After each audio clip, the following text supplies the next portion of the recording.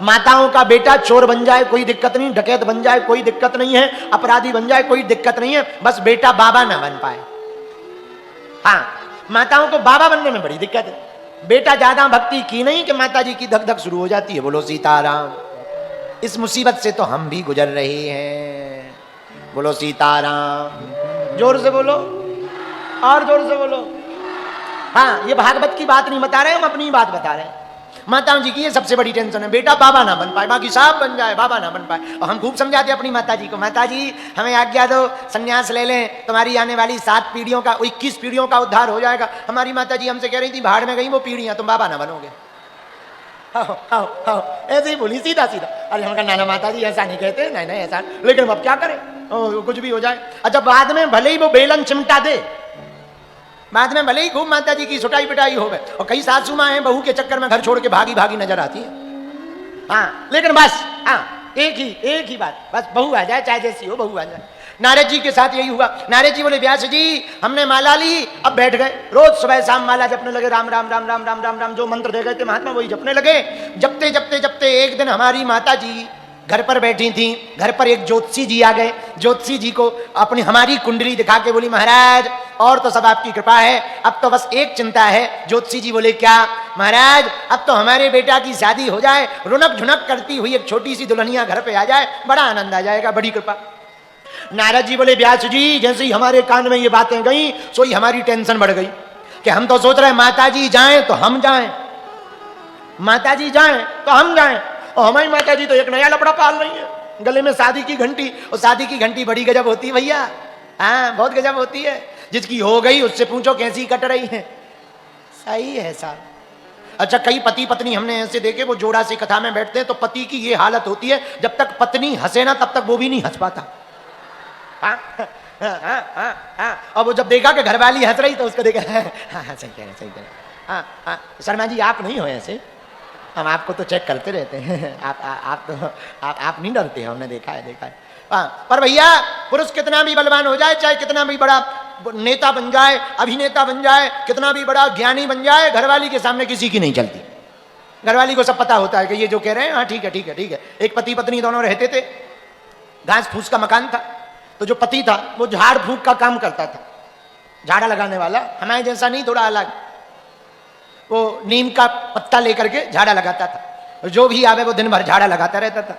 एक दिन बरसात का मौसम, एक व्यक्ति को किसी का पेट दर्द होने लगा, अरे महाराज हमारा पेट दर्द हो रहा है, झाड़ा लगा दो। उसने नीम के पत्ते निकाले और झाड़ा लगाने लगा। पत्नी पीछे खड़ी खड़ी सुन रही थी, तो ये मंत्र में बोल रहा था, घर बांधू, अटारी बांधू, दीवाल बांधू, गांव को बांधू, नदी को बांधू, नाला को बांधू, 7 समुद्र को बांधू, कड़ाई को बांधू। तो पीछे से पत्नी बोली, नदी नाला को बाद में बांध लेना, पहले अपना मकान बांध ले। हाँ हाँ, बरसात आ गई है, ये तो बांधा नहीं जा रहा, नदी नाला बांध रहा है। बेचारे पति ने वो नीम का पत्ता कोने पर रखा, बोले कम से कम लोगों के सामने बेइज्जती तो बोले क्यों ना करूं, अपना घर बांधा नहीं है, बरसात का मौसम आ गया, उसको तो ठीक किया नहीं हो, तू कह रहे नदी को बांधू, नाला को बांधू, कड़ाई को बांधू, दुनिया को बांधू, तो 7 समुद्र को बांध रहा है, घर बांध ले पहले। बेचारा चुपचाप बैठ गया, अब चले क्या, तो पत्नियों के सामने चलती नहीं किसी की, पत्नियां होती हैं ऐसी, चले किसकी।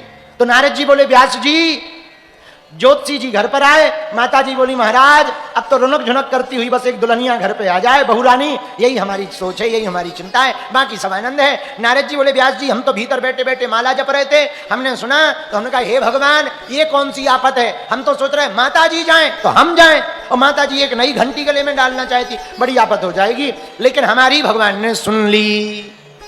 व्यास जी बोले, क्या? बोले हमने माला जप ऐसी की कि शाम को खबर आई हमारी माताजी गौशाला गई, वहां सांप ने काट लिया और माताजी मर गई।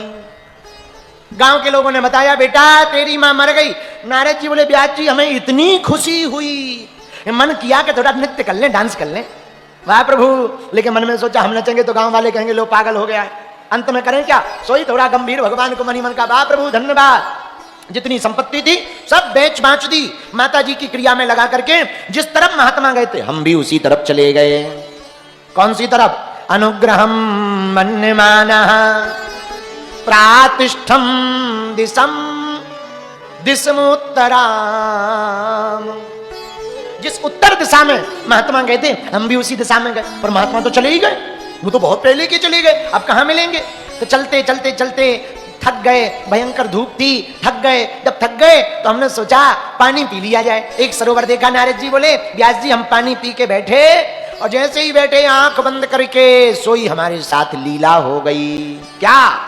जैसे ही आंख बंद की, पेड़ के नीचे बैठे, उसी समय त्रिभंगी मुद्रा में सांवले सलोने चितचोर कन्हैया मोर पंख पहने हुए, काली कमर लटकाए हुए, अलकावनिया सुंदर घुंघलाली लटे लटक रही हैं, पीतांबर पहनकर मधुर बांसुरी त्रिभंगी मुद्रा में कदम्ब के वृक्ष के नीचे यमुना के किनारे हमारे ठाकुर जी काली कजरारी अखियों को लेकर श्वेत दंतावली लाल लाल होंठों को देखते हुए हमारे नंद नंदन यशोदानंदन देवकी नंदन चितचोर माखन चोर कृष्ण कन्हैया ब्रजनंदन श्री ठाकुर जी कृष्ण कन्हैया लाल हमारे चित्त के हृदय में प्रकट हो गए।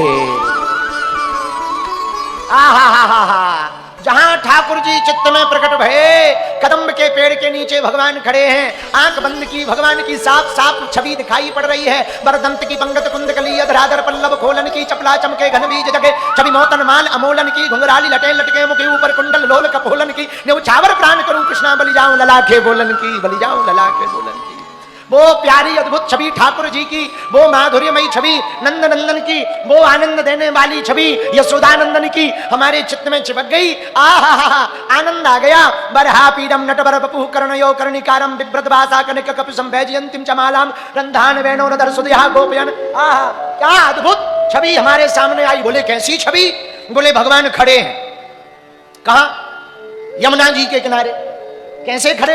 आहा आप लोग भी जरा दर्शन करो आंख बंद करके। भगवान खड़े हैं यमुना जी के किनारे, कदम्ब के पेड़ के नीचे। आहा मोर यत्र तत्र घूम रही है, गैया अगल बगल ठाकुर जी के खड़ी हुई हैं। अब हमारे कृष्ण कन्हैया ने, नंद नंदन ने, यशोदानंदन ने, हमारे ठाकुर जी ने, ब्रज के राजा लाला ने पैर के ऊपर पैर रख रखा है, पीला पीतांबर पहन रखा, काली कामरिया ओढ़ रखी है और सफेद दांत दंतावली है, एकदम श्याम तन है ठाकुर जी का। आहा मोर पंख लगाए, सुंदर तिलक है, गले का आहा मानो शंख लग रहा है गला, और त्रिभंगी मुद्रा, थोड़ा सिर तिरछा है, थोड़ी कमर लचकी है, पैर पे पैर है, और दोनों हाथों से अपनी उंगलियों से होठों पर बंसी रखे हुए नंद नंदन बंसी बजा रहे।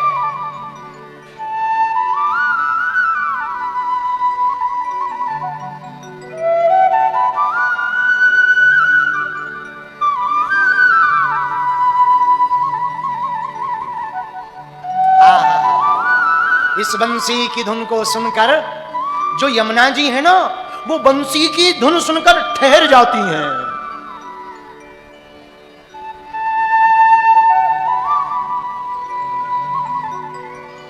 गायें भगवान की तरफ देख रही हैं और भगवान आधे नेत्र खोलकर आधे बंद करके रंध्रान वेणो अधर सुधया बंसी बजा रहे।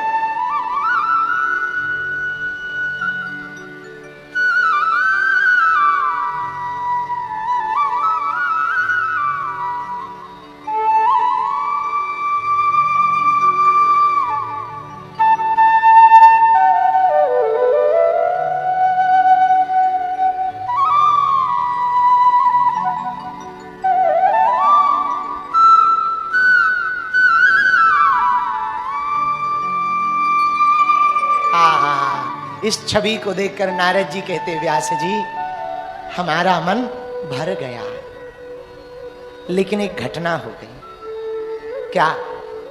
ये जो भगवान की छवि चित्त में प्रकट हुई थी ना, थोड़ी देर में गायब हो गई। जैसे जल के बिना मछली तड़पती है, हम भी तड़पने लगे।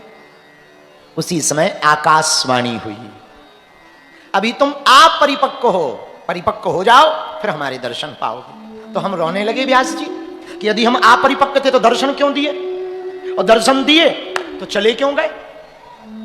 अब तो तुम्हें देखे बिना रहा ही नहीं जा रहा। और है भी सही। हाँ, एक बार जो हमारे ठाकुर जी को देख लेता ना, उस पे दुनिया अच्छी नहीं लगती, फीकी लगती है। हाँ, बड़ी फीकी। ऐसे समझो किसी को मिठाई खिलाई जाए और फिर चाय पिलाई जाए तो चाय फीकी लगती ना। बोलो हाँ जी अन्ना जी, लगती है। ऐसे कोई हमारे ठाकुर जी को देख ले और फिर संसार को देखे, ये क्या है, हमारे ठाकुर जी तो ठाकुर जी हैं, उनका तो कहना ही क्या। नारद जी बोले व्यास जी, पर भगवान ने भी लीला की। क्या? कुछ दिनों बाद महाप्रलय पड़ गया, सब भगवान के गर्भ में गए, तो हम भी चले गए। बाद में उतना संतों के संग के प्रभाव के कारण हम पहले तो दासी पुत्र थे, लेकिन जब दोबारा ब्रह्मा जी ने संसार बनाया तो हमको ही अपना बेटा बना लिया, ब्रह्मा पुत्र नारद बन करके प्रकट किया। अब हम ब्रह्मा पुत्र नारद हो गए। देखो, कहां दासी पुत्र और कहां ब्रह्मा पुत्र। दासी पुत्र से ब्रह्मा पुत्र बन गए। कैसे? भगवान की कृपा से। किसकी कृपा से? बोलो बोलो बोलो बोलो, अरे जोर से बोलो। और भगवान रीझ किस बात पे गए? भजन पर।